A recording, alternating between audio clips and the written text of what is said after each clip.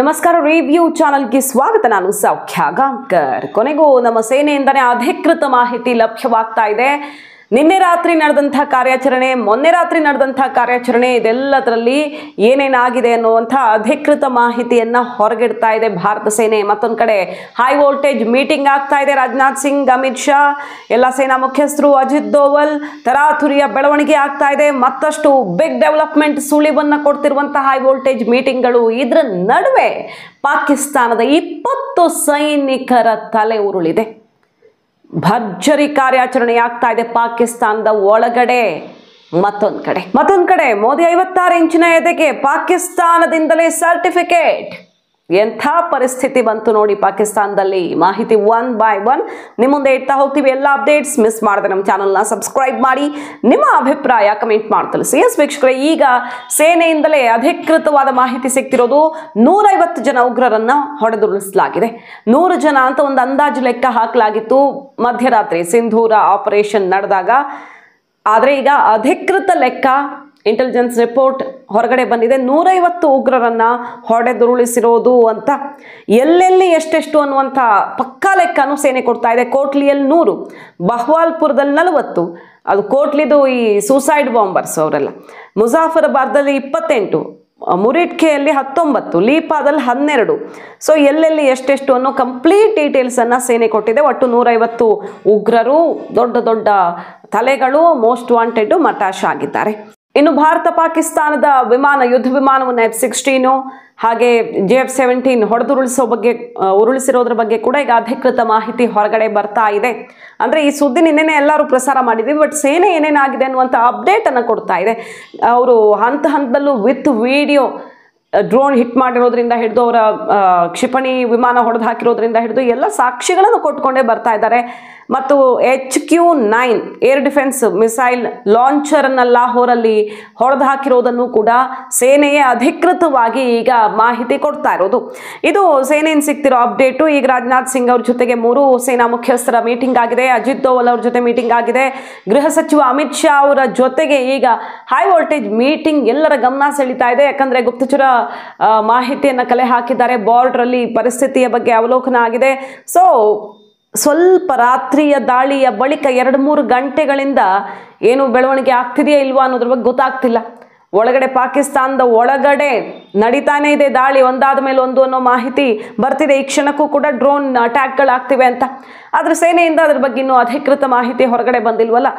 Mega operation ಮತ್ತು ಇನ್ನೊಂದು ಭಾಗ ಕಾದಿದೆಯಾ, ಅಥವಾ ಅಮೆರಿಕ ವಿಶ್ವಸಂಸ್ಥೆ ಈಗ ಮಧ್ಯಪ್ರವೇಶ ಮಾಡಿ ಪಾಕಿಸ್ತಾನಕ್ಕೆ ಚಾಟಿ ಬೀಸಿದೆ.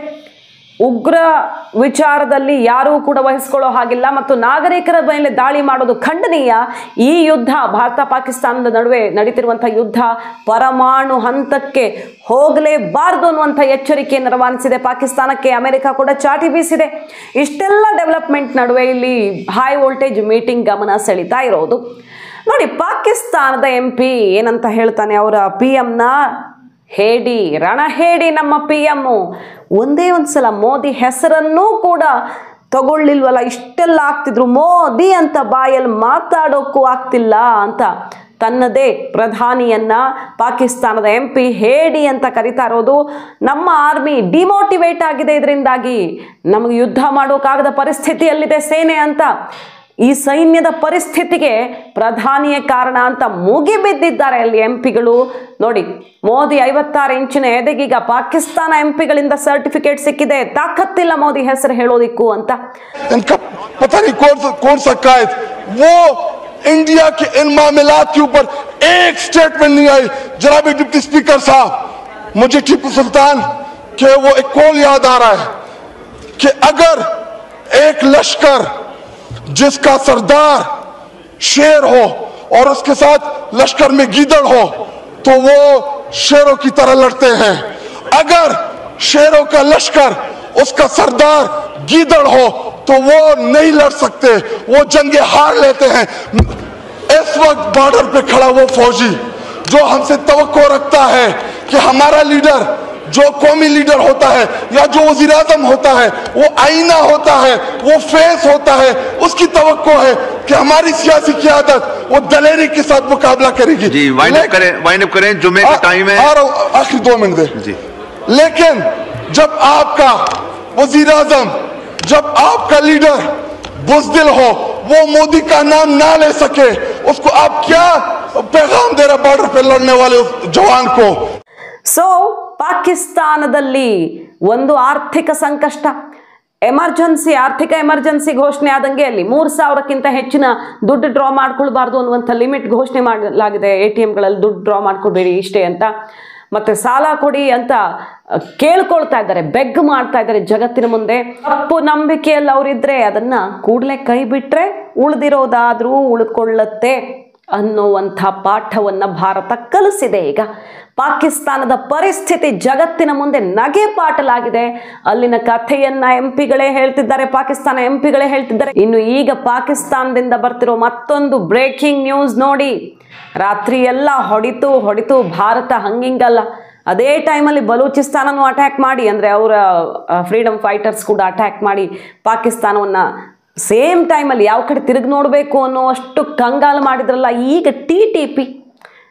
TTP ಅಂದರೆ ಪಾಕಿಸ್ತಾನದೊಳಗಿರುವಂಥ ತಾಲಿಬಾನ್ ಸಂಘಟನೆ ಪಶ್ತೂನಿಗಳ ಸ್ವಾತಂತ್ರ್ಯಕ್ಕಾಗಿ, ಖೈಬರ್ ಪಖ್ತೂನ್ಖ್ವಾ ಇಲ್ವಾ, ಅವರ ಸ್ವಾತಂತ್ರ್ಯಕ್ಕಾಗಿಯೂ ಕೂಡ ಹೋರಾಟ ನಡೀತಾ ಇದೆ. ಎಲ್ಲ ಕಡೆಯಿಂದ ಒತ್ತಡ ಅಲ್ವಾ. ಈಗ TTP ಅವರು 20 ಜನ ಪಾಕಿಸ್ತಾನಿ ಸೋಲ್ಜರ್ಸ್ನ ಒಂದೇ ಏಟಲ್ಲಿ ಫಿನಿಶ್ ಮಾಡಿದ್ದಾರೆ, ಉರುಳಿಸ್ಬಿಟ್ಟಿದ್ದಾರೆ.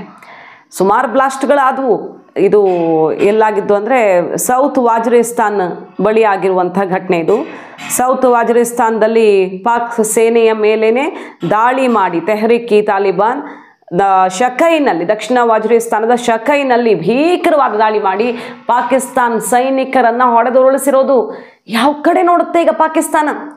3 ಹೋಳಾಗುತ್ತೆ ಅನ್ನೋದಕ್ಕೆ ಬೇಕಾದ ಎಲ್ಲ ತಯಾರಿಗಳು ಆಗ್ತಿವೆ ನೋಡಿ. ಆ ಕಡೆ ತಾಲಿಬಾನಿಗಳ ಏಟು, ಅಫ್ಘಾನಿಸ್ತಾನದ ಬಿಸಿ, ಈ ಕಡೆ ಬಲೂಚಿಸ್ತಾನ್ ಕಟ್ಟ ಕಡೆ ಎಚ್ಚರಿಕೆ ಕೊಟ್ಟಿದೆ. ಅಳಿದುಳಿದ ನಿಮ್ಮ ಶಕ್ತಿಯನ್ನು ಬಲೂಚಿಸ್ತಾನದಿಂದ ವಾಪಸ್ ತಗೊಂಡ್ಬಿಡಿ. ಇಲ್ಲಿ ನಿಮಗಿರೋ ಅರ್ಹತೆಯೂ ಇಲ್ಲ, ಅವಕಾಶವೂ ಇಲ್ಲ. ಆ ಭಾರತವನ್ನು ಓಪನ್ ಆಗಿ ಕೇಳ್ಕೊಳ್ತಿದ್ದಾರೆ ಅವರು. ಈಗಾಗಲೇ ನಾವು ರಿಪೋರ್ಟ್ ಮಾಡಿದ್ದೀವಿ. ನಾವು ಯಾವುದೇ ಶಸ್ತ್ರಾಸ್ತ್ರಗಳ ಹೊರಗಿನ ಬಲ ಇಲ್ಲದೆ ಲಿಮಿಟೆಡ್ ಏನು ಪವರ್ ನಮ್ಮ ಹತ್ರ ಇರೋದು ಶಸ್ತ್ರಾಸ್ತ್ರಗಳದ್ದು, ಆಂತರಿಕವಾಗಿ ನಾವು ನಮ್ಮಲ್ಲೇ ಹೋರಾಟ ಮಾಡ್ತಿದ್ದೀವಿ ಅನ್ನೋದು ಬಿಟ್ಟರೆ ಜಾಗತಿಕವಾಗಿ ನಮ್ಗೆ ಯಾರ್ದು ಸಪೋರ್ಟ್ ಸಿಕ್ಕಿಲ್ಲ. ಇನ್ನು ಬೇರೆ ಬೇರೆ ಅಂತಾರಾಷ್ಟ್ರೀಯ ಸಪೋರ್ಟು ಇಲ್ಲದೆ 46% ಜಾಗವನ್ನು ನಮ್ಮ ವಶಕ್ಕೆ ತಗೊಂಡಿದ್ದೀವಿ, ಅಂದರೆ ನಮ್ಮ ಹಿಡಿತ ಸಾಧಿಸಿದ್ದೀವಿ. ಇನ್ನು ಮೋದಿಜಿ ಇದು ರೈಟ್ ಟೈಮು, ನೀವು ಕಂಪ್ಲೀಟ್ ಆಗಿ ನಮಗೆ ಅಸ್ತ್ರಗಳನ್ನು ಕೊಡಿ, ಶಸ್ತ್ರಾಸ್ತ್ರಗಳನ್ನು ಪ್ರೊವೈಡ್ ಮಾಡಿ, ಏನು ಮಾಡಿ ತೋರಿಸ್ತೀವಿ ನೋಡಿ ಅನ್ನುವಂಥ ಘೋಷಣೆಯನ್ನು ಮೊಳಗಿಸಿರೋ ಬಲೂಚಿಸ್ತಾನ ಪಾಕಿಸ್ತಾನಕ್ಕೆ ಕಡೆಯ ಎಚ್ಚರಿಕೆ ಕೊಟ್ಟಿದೆ. ಸ್ವಾತಂತ್ರ್ಯ ಘೋಷಣೆ ಮಾಡೋದಕ್ಕೆ ವಿಶ್ವಸಂಸ್ಥೆಯ ಮೊರೆಯನ್ನು ಹೋಗಿರೋದು ಇದು ಬೆಳವಣಿಗೆ. ಇದ್ರ ನಡುವೆ ನೋಡಿ ಈಗ ಈ ಅಲ್ ಖೈದಾದ ಉದ್ದಟತನವನ್ನು ಭಾರತದ ಮುಸಲ್ಮಾನರಿಗೆ ಕರೆ ಕೊಟ್ಟಿರೋದು. ಪಾಕಿಸ್ತಾನ ಮತ್ತು ಮುಸಲ್ಮಾನರನ್ನು ಟಾರ್ಗೆಟ್ ಮಾಡ್ತಾ ಇದೆ ಭಾರತ. ಸೊ ಜಗತ್ತಿನ ಎಲ್ಲ ಮುಸಲ್ಮಾನರು ಒಂದಾಗಬೇಕು, ಜಿಹಾದ್ಗೆ ರೆಡಿಯಾಗಿ ನೀವು ಇಡೀ ಭಾರತದ ವಿರುದ್ಧ ಯುದ್ಧ ಮಾಡೋಣ ಅಂತ ಅಲ್ ಖೈದಾ ಭಾರತದ ಮುಸಲ್ಮಾನರನ್ನು ಪ್ರಚೋದಿಸುವ ಕೆಲಸ ಮಾಡ್ತಿದೆ. ಬಹಳ ಎಚ್ಚರಿಕೆಯಿಂದ ಇರಬೇಕು. ಒಳಗಡೆ ಹೊರಗಡೆ ಭಾರತ ಇಂಥ ಕಾರ್ಯಾಚರಣೆಯೂ ಶುರುವಾಗಿದೆ. ಒಳಗಡೆ ನುಗ್ಗೋದು ಒಂದು ಕಡೆ, ಬ್ರೈನ್ ವಾಶ್ ಮಾಡೋದು ಒಂದು ಕಡೆ, ಇಂಥದ್ದೆಲ್ಲ ನಡೀತಿದೆ. ಬಟ್ ನಮ್ಮ ದೇಶ ಅಂದಮೇಲೆ ಅದು ನಮ್ಮ ದೇಶ, ನಮ್ಮ ದೇಶದ ಪ್ರೀತಿ ಇರುವ ಯಾರೂ ಕೂಡ ಅಂಥ ಕೆಲಸಕ್ಕೆ, ಇಂಥ ಕರೆಗಳಿಗೆ ಹೋಗೊಡಲ್ಲ ಅನ್ನೋದ್ರಲ್ಲಿ ಎರಡನೇ ಮಾತಿಲ್ಲ. ಸೊ ಮೆಗಾ ಕಾರ್ಯಾಚರಣೆ ಗಡಿಯಿಂದ ಆಚೆಗೆ ನಡೀತಾ ಇದೆ. ಗಡಿಯಲ್ಲಿ ಉದ್ವಿಗ್ನ ಸ್ಥಿತಿ ಹಾಗೆ ಮುಂದುವರಿತಾ ಇದೆ. ಇದರ ನಡುವೆ ಹೈ ವೋಲ್ಟೇಜ್ ಮೀಟಿಂಗ್ ಮಾತ್ರ ಗಮನ ಸೆಳೀತಾ ಇರೋದು ವಿಶ್ವಸಂಸ್ಥೆಯ ಸಂದೇಶದ ಬೆನ್ನಲ್ಲೇ. ವಿಶ್ವಸಂಸ್ಥೆ ಮಧ್ಯಪ್ರವೇಶ ಮಾಡಿ ಈ ಯುದ್ಧದ ಕಾರ್ಮೋಡ ಬಗೆಹರಿಯುವಂತೆ ಮಾಡುತ್ತಾ, ಪರಿಸ್ಥಿತಿಯನ್ನು ಸುಧಾರಿಸುತ್ತಾ ಭಾರತ ರೆಡಿ. ಪಾಕಿಸ್ತಾನ ಇನ್ನು ಬಾಲ ಬಿಚ್ಚಲ್ಲ, ಮುಗೀತು ನಮ್ಮ ಕಥೆ ಅಂತ ಬಾಯಿ ಮುಚ್ಕೊಂಡು ವಾಪಸ್ ಹೋದರೆ ರೆಡಿ. ಯಾಕಂದ್ರೆ ನಮ್ಗೆ ಏನು ಹೊಡಿಬೇಕು ಹೊಡೆದಿದ್ದಾಗಿದೆ.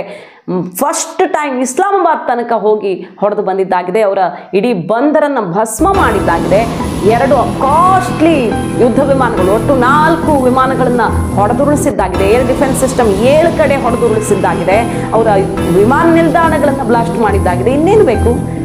ನಮ್ಮ 26 ಜನರ ಪ್ರಾಣಕ್ಕೆ 150 ಉಗ್ರರು ಬಲಿ. ಮತ್ತು ಅಲ್ಲಿ ಇನ್ನೂ ಸೇನೆಗೆ ಸಂಬಂಧಪಟ್ಟಂತೆ ಡೀಟೇಲ್ಸ್ ಎಲ್ಲ ಇನ್ನಷ್ಟೇ ಸಿಗಬೇಕು, ಏನೇನಾಗಿದೆ ಅಂತ. ವಿಮಾನ ಮತ್ತು ಸಿಸ್ಟಮ್ ಡೆಸ್ಟ್ರಾಯ್ ಆಗಿರೋದಕ್ಕಂತೂ ಸಾಕ್ಷಿ ಕಣ್ಣಾರೆ ಕಾಣಿಸ್ತಾ ಇರೋದು. ಇಷ್ಟನ್ನಂತೂ ಮಾಡಿದೆ ಭಾರತ. ರಾಜತಾಂತ್ರಿಕವಾಗಿ ಅತಿ ದೊಡ್ಡದನ್ನೇ ಮಾಡಿದೆ. ನೀರಿನ ವಿಚಾರದಲ್ಲಿ ಭಾರತ ಎಷ್ಟೋ ದಶಕಗಳ ಸಮಸ್ಯೆಯನ್ನು ಅನುಭವಿಸ್ತಿತ್ತು. ಸಿಂಧು ನದಿ ವಿಚಾರದಲ್ಲಿ ಸಿಕ್ಕಿದ್ದೇ ಅವಕಾಶ ಅಂತ ಬಡ್ದು ಹಾಕಿಬಿಟ್ಟಿದೆ ಪಾಕಿಸ್ತಾನವನ್ನು. ಇದು ಕೆಲವರಿಗೆ ಹಿತ ಅನ್ನಿಸ್ತಾ ಇಲ್ವೋ ಏನೋ ಈ ಸುದ್ದಿಗಳು. ನಮ್ಮ ಸುದ್ದಿಗಳಿಗೆ ಕೆಲವರು ಇದು ಫೇಕ್ ನ್ಯೂಸು, ತುಂಬ ವರ್ಣನೆ ಮಾಡಿ ಹೇಳ್ತಾ ಇದ್ದೀರಿ, ಹಾಗಾದರೆ ಅಲ್ಲೆಲ್ಲ ನುಗ್ಗಿದ್ದು ಸುಳ್ಳ ಅಥವಾ ನಮ್ಮ ಸೇನೆಯೇ ಬಂದು ಈಗ ಡೀಟೇಲ್ಸನ್ನು ಕೊಟ್ಟು ಹೋಗಿದೆ ಅದು ಸುಳ್ಳ, ವಿಮಾನ ಹೊಡೆದುರುಳಿಸಿದ ಸುಳ್ಳ, ಯಾವ್ದು ಸುಳ್ಳು ಅನ್ನೋದು ಅರ್ಥ ಆಗ್ತಿಲ್ಲ. ಕೆಲವರಿಗೆ ಇದು ಫೇಕ್ ನ್ಯೂಸ್ ಥರ ಅನ್ನಿಸ್ತಾ ಇದೆ. ಸೇನೆಯಿಂದ ಬರ್ತಿರುವಂಥ ಅಧಿಕೃತ ಮಾಹಿತಿಗಳನ್ನಾದರೂ ನಂಬಿ ನೀವು ಅಷ್ಟೇ. ಮಾಹಿತಿ ನಿಮ್ಗೆ ಇಷ್ಟ ಆಗಿದ್ರೆ ಮಿಸ್ ಮಾಡಿದ್ರೆ ನಮ್ಮ ಚಾನಲ್ನ ಸಬ್ಸ್ಕ್ರೈಬ್ ಮಾಡಿ. ನಿಮ್ಮ ಅಭಿಪ್ರಾಯ ಕಮೆಂಟ್ ಮಾಡಿ ತಿಳಿಸಿ. Thank you.